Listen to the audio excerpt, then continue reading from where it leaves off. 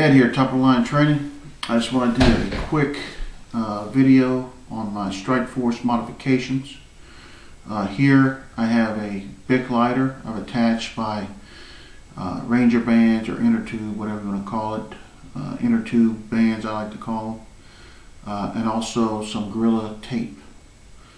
Over here I have two, inside this capsule here, I have two Micro Infernos. They're wrapped in a piece of plastic and electrician's tape. And of course I wouldn't take them out unless I, absolutely needed them. Micro Inferno are here. I got these from Dave Canterbury. I haven't tested them out yet. I'm pretty sure they work, and I will test them here shortly. But the point is, they're in here, in between two bands, and two. I could probably cut these things in half and probably make about 4 fires with these, alone. But we'll have to test those and see how they add up here. So that's yet to come. But anyway, going back to the mods, like I said, I have a lighter here, and then in the handle of the StrikeForce is one Wetfire gel cap.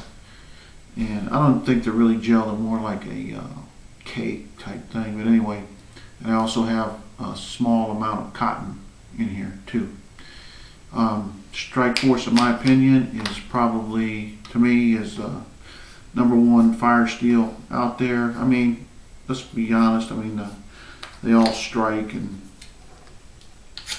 make fire, get something going. But to me, this is built very well. This is very robust, good size striker here to hit the flame or hit the sparks with. And so I've also, what I've done too, anyway, well, like I was saying, I think it's built very good. It's a little bulky, but other than that, it is to me, it's a very good piece of equipment, piece of kit, must have. It's a must-have because, for me, if I was in a survival situation, I believe probably the #1 thing for me is fire, period. I don't know if you've been out in the mountains before or in the hills, wherever. I mean, it gets pretty damn dark out at night, and who knows what's out there. Well, if you're in bear country, that's #1, and then just other things. It just gives you a lot of peace of mind, especially at night. So I think it's the #1 thing to be done in a survival situation, and you can do so much with it. Signal, cook, just a lot of different things. So you need to really probably one of the #1 things you need to put in your kit, in my opinion, is some way to make fire. Not just one way, but some ways to make fire. And like I said, with this particular thing here, I have the StrikeForce, and then I have the lighter, and then I have the gel cap, and I have the 2 Micro Infernos in here with a little bit of cotton. So with all that, I'm pretty sure I can get something going. But if all that fails or it runs out for whatever reason, I went ahead and put a longer lanyard on this thing.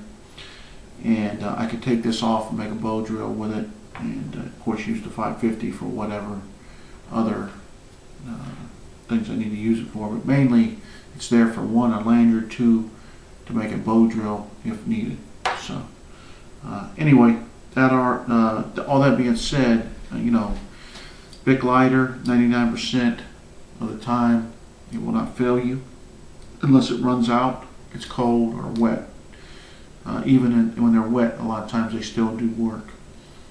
But one thing I want to point out, I was out using it today, and I don't know if you can see that or not, but the part you used for striking the flint broke, and so in fact this whole head, it looks like it's about to come off. So that 1%, it failed. So I say again, you need to try to have at least 2 methods and maybe more, or at least, you know, I say 2 to 3 methods of making fire, because you never know when something's going to run out. And if it's wet, rainy conditions, you know, that even makes it harder. And then windy and all that kind of stuff, so that even makes it harder. That's where the Micro Inferno and the gel cap comes into play. So anyway, YouTube, quick rundown on the StrikeForce and with modifications. I appreciate you watching the video. I hope you enjoyed it. Please subscribe to the channel.